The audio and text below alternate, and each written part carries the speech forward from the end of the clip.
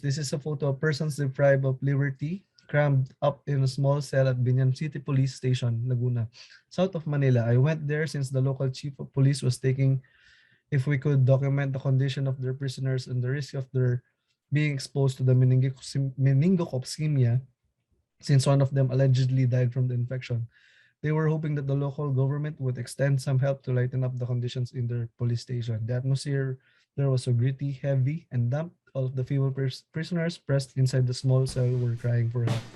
We were lucky enough to be invited by the chief of police during the time to cover what's happening inside the prison cell. Well, most of the times, as a we understand that it's it's like being a boss in your office na that you, as much as possible, you would make your office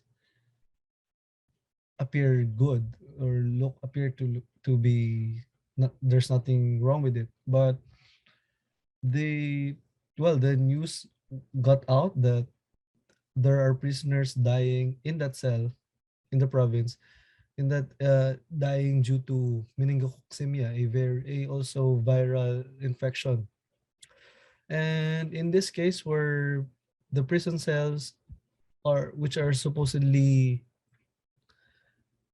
capable of only 50 people, are jam packed with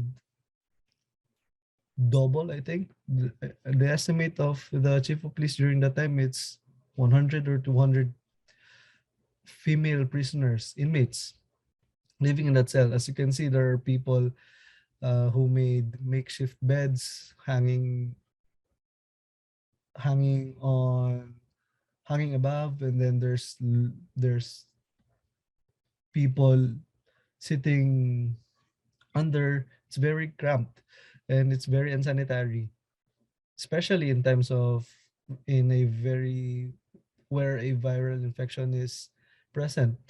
The sad thing about this is there are PDLs, persons deprived of liberty, who are pregnant, so, and very elderly. So they are afraid for their health because, well, aside from being in prison, they're basically waiting for their demise there, because if the local government doesn't do anything, then they'll be dead one by one eventually. The good thing is, the local government wa- made an action, and as the photo gets published, and I hope in this opportunity given by Scopio, the international and the scope may the scope, I hope, will get wider and see what's happening here in the prison cells. The local government, luckily the local government make an action and moved some of the prisoners to other prison cells, and made some renovations. They made the cell bigger. They allotted budgets to make the lives somehow of the prisoners more bearable. Hi everyone, I am Jansen Romero, a freelance photojournalist based here in Manila, Philippines. Um, I am covering events like police stories. I do coverage of Malacanang, which is the place of the president, Philippine Senate for the Philippine senators, and I do some photo documentary as well.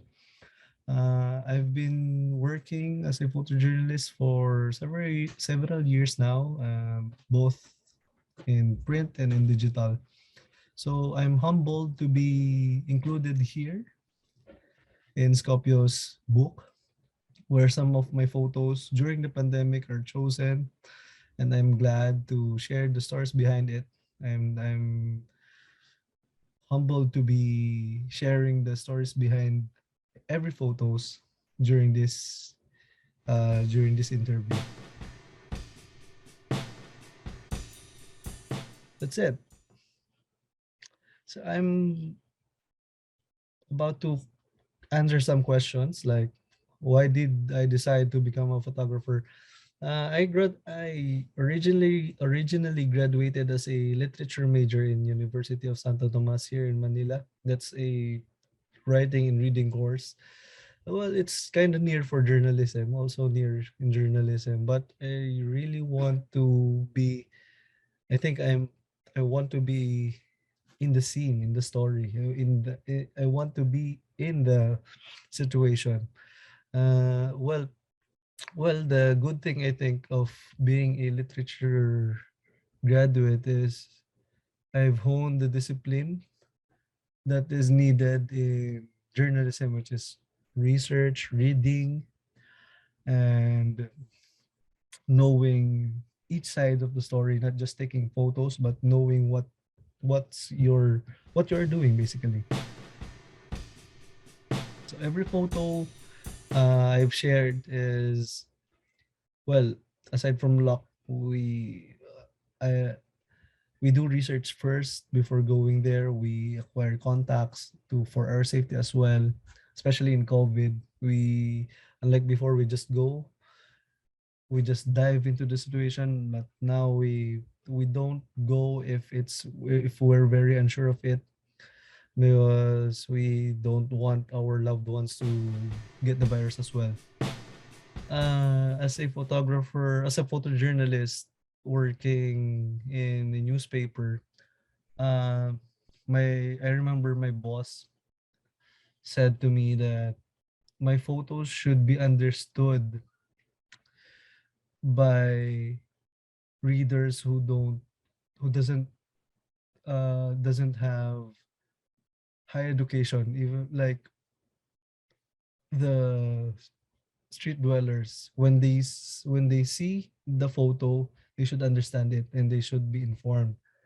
So I think uh that's where I'm coming from, I want my photo not only to be shared both here local and international, but to make make my photos I want my photos to become an eye opener somehow to even just one reader that this is what's happening during the pandemic. This is the Philippines during pandemic. This is the life of media people here in the Philippines during the pandemic. Well, again, I'm very thankful for Scopio for choosing some of my photos, believing in my photos, believing in my work as well, and giving me a chance to share it to everyone, not only in the Philippines but worldwide.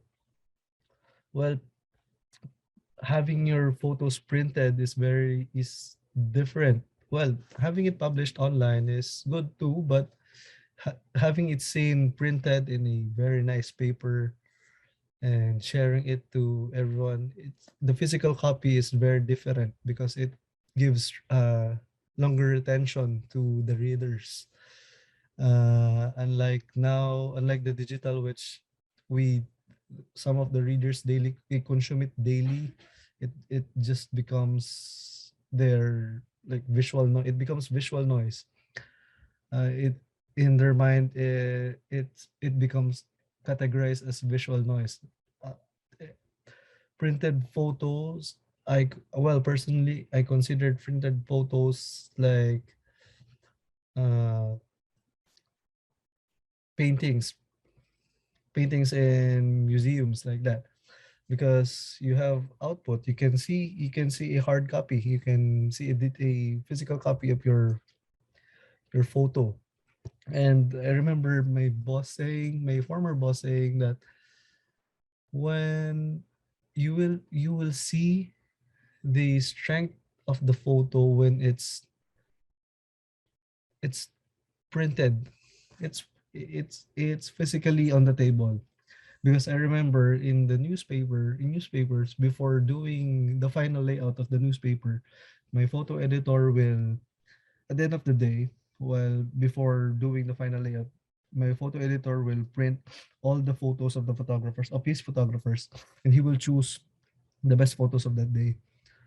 And it's a good editing process to see side by side the photos of every photographers, which is the strongest photo during that day, what is the well, but not weakest, but you will see the difference, the impact of every photograph during that day. So I think the book which will be published is very important for me personally, and it will be very important as well in the community photography community, journalism community, because it it's the time where the world, well, the title of the book, the time where the when the world stopped. it's it's very new, since hundreds of years everyone was not was instructed to not go out because it's dangerous. And we're, well, me as a journalist, I'm humbled to be given this opportunity to share the situation of my fellow countrymen during the height of the pandemic.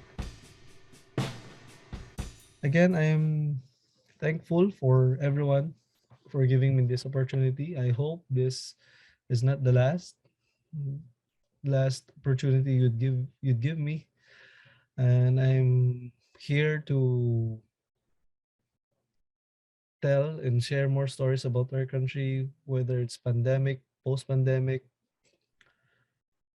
This book, this opportunity gives also is also an encouragement for me, because I know in myself that, well, the situation here, even though it's dreadful, ripples make waves to international community as well.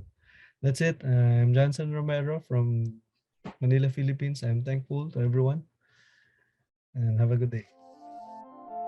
Hey folks, I hope you enjoyed the episode. If you're interested in learning more about the photographer, you can check out more of their images and stories on our website, scop.io, and buy our book on any major online retailer or your local bookstore. Tune in to our next episode. And don't forget to subscribe. See ya!